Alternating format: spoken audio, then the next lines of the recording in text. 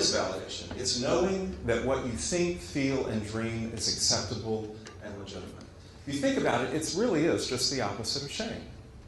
It's knowing that what you want in life is acceptable, whether it's to you or to somebody else.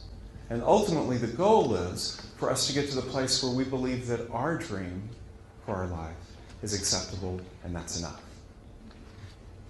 But so very few of us get to that place, really. We need to have someone else validate our dream. We need to have someone else's approval of what we're passionate about. It causes us a lot of problems. I think one of the most, any of you who work with writers, actors, anyone in the creative field, this is huge.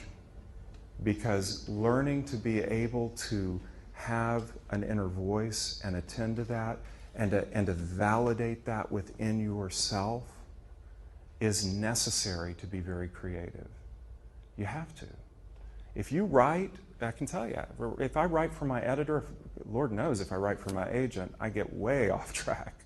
You know, and it's real easy to do, and it's real easy to get seduced into that because there's a lot of validation in having a bestseller.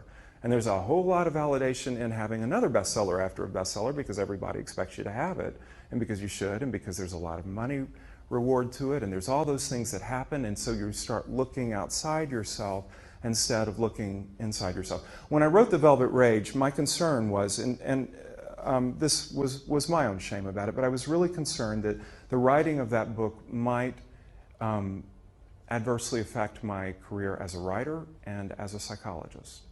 Because my fear was that, first of all, if I came out and wrote as a gay man, that the general audience would assume that would be all I could write about. That was all I was. And as a psychologist, that would be all that I could work with, that I wouldn't have any relevance when it came to families or to children or to all the other really, there's so much more to life than there is to just that piece of your life. And so I really began to be concerned that that was going to limit it. It's that shame in action that says, you know, what your dream is, what your voice is, might somehow make you unlovable. And it pops up in so many ways for all of us. Okay, to explain validation a little bit more, and we're going to go deeper into this, I want to talk to you about levels of validation. We'll go through this really quickly. But a low level of validation is, first of all, you're just noticed. Anita and I were talking about a conference that I got to go to, and if you ever get to go to this conference, it's fantastic. It's the Evolution of Psychotherapy. Used to happen every 5 years. It now happens every, I think, 3 years, right? So, yeah. And all the greats are at this conference. I mean, I was just like a little kid, and these were rock stars. It was absolutely amazing. Many of you may know Salvador Minuchin. I think he's actually in New York, isn't he? Yeah. And he gave an address to this in this arena, basically, that appeared to be about 10,000 folks in it. Salvador, wonderful, wonderful man, stood up, and to simplify it, I'd just say he's probably considered to be the founder of family therapy, at least if not the founder, one of the big greats in family therapy. And he stood up and addressed the crowd and said, this will be my last address. He's in his 80s, and he said, I don't know if I'll make it to the next conference, and even if I do, I won't be addressing publicly.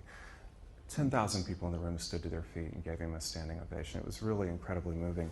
But I wanted to tell you that story because I got to put this in context. There was another one of the greats that I'm not going to mention because of the story I'm about to tell, but we were all sitting in the ballroom, and these ballrooms were huge. I mean, there must have been 10 going on at any given time, and they probably seat 2,000 or 3,000 people each.